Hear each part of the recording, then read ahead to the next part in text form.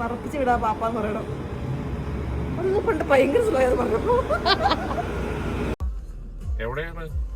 അവളുടെ വീട്ടിലോട്ട് പറപ്പിച്ച് വിടാൻ അവള് പറഞ്ഞത്. എടാ നിനക്ക് എന്തായാലും ഒരു വിഷമം എന്നെ കണ്ടപ്പോ, എന്നെ ഒരു സന്തോഷം ഇല്ലാത്ത ചേട്ടു എന്നെ കണ്ടപ്പോ ദൈവമേ. എൽസുവിനെ കണ്ടപ്പോ സന്തോഷം ഇല്ല അവനൊക്കെ. അയ്യോ ഇതിവിടെ മുഴുവൻ അതെ ആദ്യത്തെ സംഭവം. ജസ്റ്റേട്ടൻ ഞാൻ പറഞ്ഞേ, ചേച്ചി ജസ്റ്റേട്ടനോട് പറയണേ വേഗം വരണമെന്നേ. അപ്പൊ ഉടനെ ചേച്ചി പറയാ ജസ്റ്റിനോട് വേഗം വരാൻ പറഞ്ഞ പതുക്കെ വരുള്ളൂ, പതുക്കെ വരാൻ പറഞ്ഞാൽ വേഗം വരും. അതുകൂടി ഒന്നും പറയുന്നില്ലത്. നിനക്ക് എന്നെ 30 വെള്ളിക്കാശിന് വെച്ചപ്പോ എത്ര രൂപ എന്ത് സന്തോഷം കിട്ടിയല്ലോ സു. ഞാൻ പറയും ജസ്റ്റിനോട് എന്നെ ചങ്കാണ്. ഒരു കുടുംബം എങ്ങനെ അങ്ങ് കലക്കാന്നുള്ള ഗവേഷണത്തോടെ എൽസു. എന്റെ ചങ്ക് നിന്റെ കെട്ടിട്ട് ഓൻ വരുമല്ലോ ജിപ്സൺ. അപ്പൊ ഞാനും പറഞ്ഞു കൊടുക്കും, പലതും പറഞ്ഞു കൊടുക്കാൻ പല രഹസ്യങ്ങൾ. എൽസുവിന്റെ മണ്ടത്തരങ്ങൾ എന്ന് പറഞ്ഞൊരു പുസ്തകം ഞങ്ങൾ അടിച്ചിറക്കും. ഇന്ന് എന്തായാലും രസമായിരുന്നു കേട്ടോ, കുറെ ചിരിച്ചു.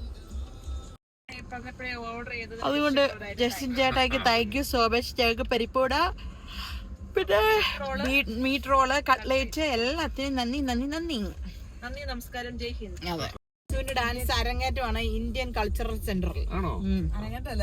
അരങ്ങേറ്റമല്ല, പ്രാക്ടീസ്. ജസ്റ്റ് വെക്കേഷൻ കഴിഞ്ഞ് വന്നിട്ട് ഞാനും ജോയിൻ ചെയ്തോട്ടെ ഡാൻസിന്. എൽസു നമുക്ക് പൊളിക്കാം. അപ്പൊ ഡാൻസ് മാത്രമല്ല കോമഡി ഷോയും കാണും. കഴിഞ്ഞ പ്രാവശ്യത്തെ പോലെ എല്ലാരും അങ്ങോട്ട് സ്റ്റെപ്പ് വെച്ച് പോയി, ഞാൻ ഇങ്ങോട്ട് സ്റ്റെപ്പ് വെച്ചു.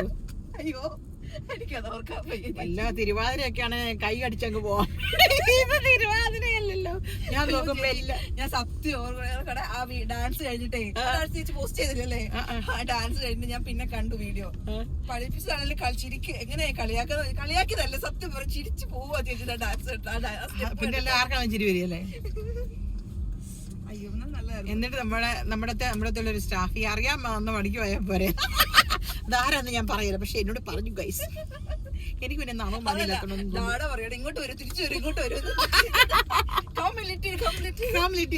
ഞാൻ അവിടെ നിൽക്കുമല്ലേ. അപ്പൊ എൽസുവേ, അപ്പൊ ബെസ്റ്റ് ഓഫ് ലക്ക്. ഓക്കെ.